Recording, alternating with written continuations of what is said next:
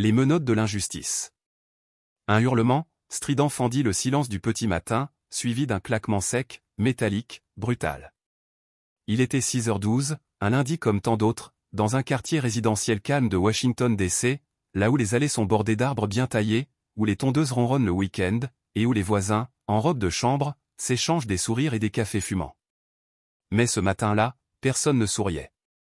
Sur le trottoir encore humide de rosée, un homme noir, grand, imposant, le regard droit, la mâchoire serrée, se tenait menotté, plaqué contre le capot d'une berline noire. Une Lexus ES, dernier modèle, cuir beige, tableau de bord en bois laqué. Une voiture qu'il avait achetée lui-même, quelques mois plus tôt, après des années de travail acharné, de sacrifices, de nuits passées à étudier les lois, à gravir les échelons. Une voiture qui, aujourd'hui, venait de lui coûter sa dignité. Cet homme s'appelait Marcus Ellison, 56 ans, juge fédéral, diplômé d'Harvard, père de 2 enfants, mari dévoué, citoyen exemplaire. Un homme qui croyait en la justice, qui croyait même au pardon, et qui, jusqu'à ce matin-là, croyait encore, naïvement peut-être, que son statut, son rôle, sa loyauté envers les institutions suffirait à le protéger de la bêtise et de l'humiliation. Il avait pourtant tout fait dans les règles. Il s'était levé à l'aube, avait pris une douche rapide, passé une chemise blanche fraîchement repassée, noué une cravate bleu marine parfaitement ajustée. Il avait pris le temps d'embrasser sa femme sur le front, comme tous les matins depuis 23 ans, avant de descendre, calme, détendu, vers le garage. Il ouvrit les volets automatiques, appuya sur le bouton de sa clé, le véhicule émit un bip bref. Il s'installa derrière le volant, ajusta le siège, lança le moteur, connecta son téléphone pour écouter un podcast juridique. Il n'avait pas encore reculé d'1 mètre, que 2 voitures de police l'encerclaient déjà. Tout est allé très vite. Un policier surgit à sa gauche, l'autre par l'arrière. Les gyrophares illuminaient la rue comme une scène de crime. Le premier policier, jeune, blanc, nerveux, arma son tonfa, frappa à la vitre avec force, sans un mot, sans explication. Marcus, surpris, abaissa la vitre. Sortez immédiatement du véhicule. Ne puis-je savoir ce qu'il se passe, répondit-il, gardant sa voix posée. Mais la voix du juge, aussi posée, aussi polie, aussi académique soit-elle, n'avait aucune valeur ce matin-là. Sans sommation, la portière fut ouverte de force, Marcus fut tiré par le bras, plaqué au sol, genoux dans le dos, les menottes claquées sur ses poignets. Il eut à peine le temps de crier. « Je suis le juge Marcus Ellison. C'est ma voiture. Regardez les papiers. Appelez mon greffier. » Rien. Aucun regard. Aucune vérification. Juste 2 agents sûrs de leur bon droit, certains d'avoir intercepté un voleur de voiture, noir, bien habillé, trop bien habillé. Une voisine, témoin de la scène depuis sa fenêtre, prit son téléphone. Elle reconnut Marcus. Tout le quartier le connaissait. Il vivait là depuis plus de 12 ans. Il disait bonjour à tout le monde. Il sortait les poubelles. Il distribuait les bonbons à Halloween. Il avait même prononcé un discours lors de l'inauguration de l'école du quartier. Et pourtant, là, devant chez lui, les genoux sur l'asphalte, il n'était plus qu'un homme noir, suspect par défaut. Les policiers le poussèrent dans la voiture de service, tête baissée. Aucun d'eux ne prit le temps de fouiller la boîte à gants, où se trouvaient pourtant les papiers du véhicule. Personne ne chercha à scanner sa plaque d'immatriculation. Personne ne songea à demander, simplement, « Monsieur, avez-vous une pièce d'identité » Marcus était silencieux. Son cœur battait fort. Il n'avait pas peur. Il avait connu bien pire, dans sa jeunesse. Il avait vu ses amis arrêtés pour avoir traversé la rue au mauvais endroit. Il avait connu les regards méfiants dans les magasins, les refus de location à son nom. Mais jamais, jamais, il n'avait cru que cela lui arriverait encore, après tout ce qu'il avait accompli. À la gendarmerie, on le fit asseoir sur un banc en bois, menotté. Le poste était bruyant. On entendait des téléphones sonner, des portes claquer, des voix indifférentes. Une agente passa devant lui sans même le regarder. Un autre ricana en jetant un coup d'œil à son costume froissé. Il tenta encore. À appeler le tribunal fédéral. Dites-leur que vous avez Marcus Ellison. Ils vous expliqueront. On lui répondit. Oui, oui, t'inquiète. On va vérifier ça. T'as pas de papier, c'est louche quand même. 3 heures passèrent. 3 heures pendant lesquelles Marcus se sentit plus invisible que jamais. 3 heures pendant lesquelles personne ne prit la peine de vérifier son identité. 3 heures pendant lesquelles il se demanda. Et si je n'étais pas juge? Si je n'avais pas de carte? Si je n'étais qu'un simple citoyen? Finalement, un lieutenant plus âgé, intrigué par le calme du suspect, demanda son nom complet. Il le saisit dans l'ordinateur. Le silence tomba. Le résultat apparut immédiatement à l'écran. Juge Marcus Ellison. Cour fédérale de district. Washington D.C. Il se redressa brusquement. Mon Dieu! Retirez-lui ses menottes, immédiatement. Un jeune agent s'exécuta, maladroitement, visiblement mal à l'aise. Monsieur, il doit y avoir eu une confusion.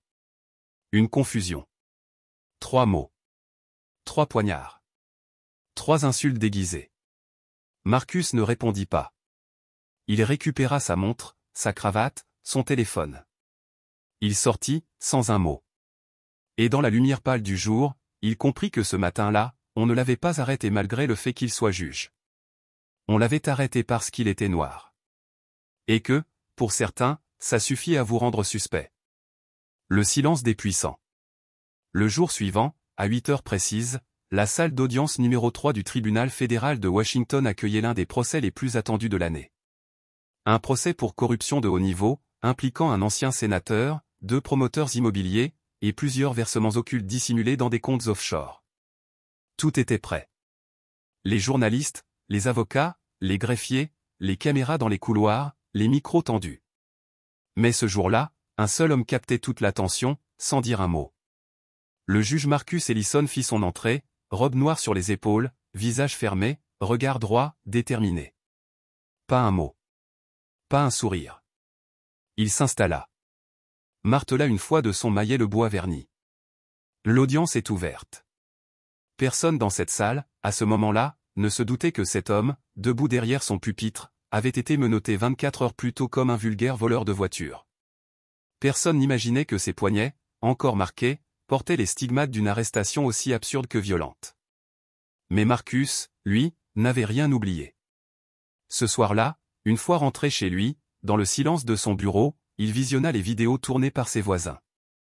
On y voyait clairement les policiers le tirer de sa voiture, le plaquer au sol, l'insulter à demi-mot.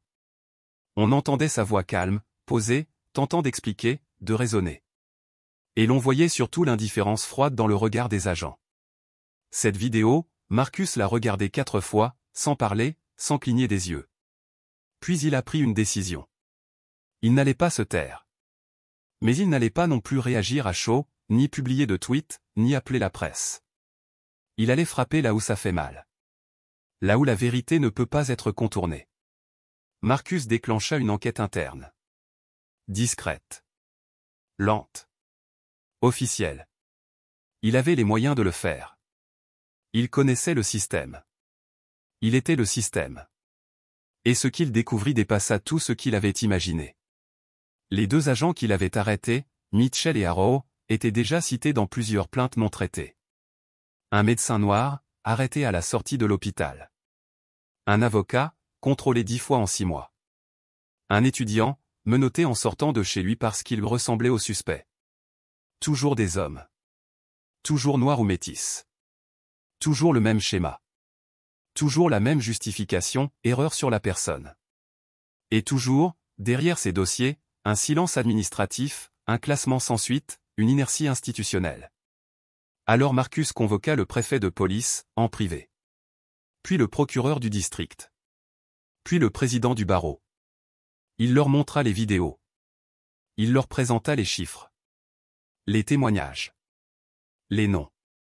Et il leur dit ceci. Je ne cherche pas la vengeance. Je cherche la vérité. Je cherche à savoir combien d'hommes, combien de citoyens innocents, subissent cela chaque jour, sans robe de juge, sans caméra, sans audience pour les entendre. Le préfet pâlit. Le procureur baissa les yeux. Car il savait. Les 2 policiers furent suspendus à titre conservatoire.